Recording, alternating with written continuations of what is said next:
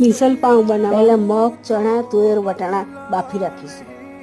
પહેલાં આપણે તેલ લઈશું, હિંગ, હળદર, મરચું, ડુંગળી નાખીશું. લીમડો નાખીને તેલ છૂટું પડી જાય એટલે ટામેટા નાખીશું.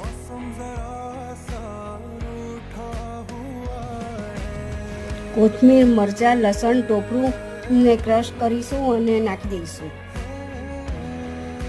અને હલાવીને ધાણા જીરું,